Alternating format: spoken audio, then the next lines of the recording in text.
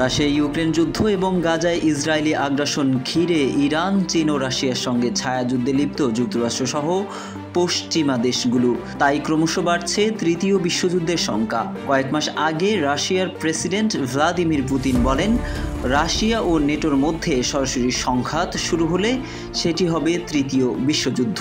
তিনি এও বলেন, তিনি মনে করেন না কেউ এতে আগ্রহী হবেন। গ্লোবাল ফায়ার পাওয়ারের 2024 সালের তথ্য বলছে, সামরিক শক্তির দিক থেকে বিশ্বের 145টি দেশের মধ্যে প্রথম স্থানে রয়েছে যুক্তরাষ্ট্র। এরপরেই রয়েছে রাশিয়া, চীন, ভারত, যেখানে ইরানের অবস্থান 14তম।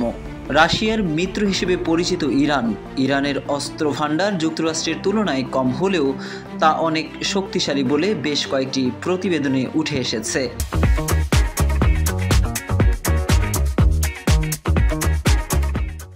তাছাড়া ক্ষেপণাস্ত্র সক্ষমতা ইরানের সশস্ত্র বাহিনীর একটি গুরুত্বপূর্ণ অংশ।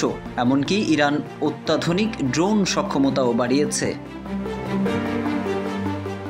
তবে সম্প্রতি রাশিয়ার 295 MS বোমারু বিমান যুক্তরাষ্ট্রের আলাস্কার দিকে উড়ে এসেছে।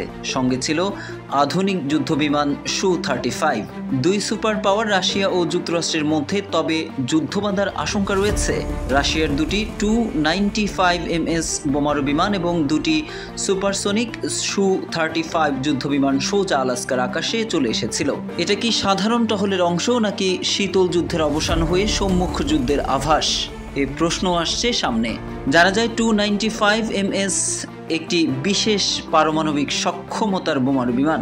5000 কিলোমিটার পর্যন্ত পাল্লায় সক্ষম রাশিয়ার এই যুদ্ধ বিমানটি সবচেয়ে শক্তিশালী বিমানগুলোর মধ্যে একটি। সেই বিমানই আলাস্কার সীমান্তের কাছ দিয়ে উড়েছে।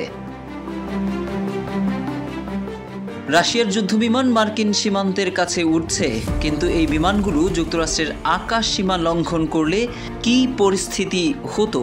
আন্তর্জাতিক রাজনীতিতে দুটি শক্তিশালী দেশ রাশিয়া ও যুক্তরাষ্ট্র, যারা একে অপরের শত্রু হিসেবেই পরিচিত, অস্ত্রশস্ত্রে সজ্জিত হতে একদিকে রাশিয়া তার পারমাণবিক ক্ষমতা প্রদর্শনের জন্য প্রস্তুত, অন্যদিকে যুক্তরাষ্ট্র তার প্রতিরক্ষা ব্যবস্থাকে গড়ে তুলছে শক্তিশালী করে।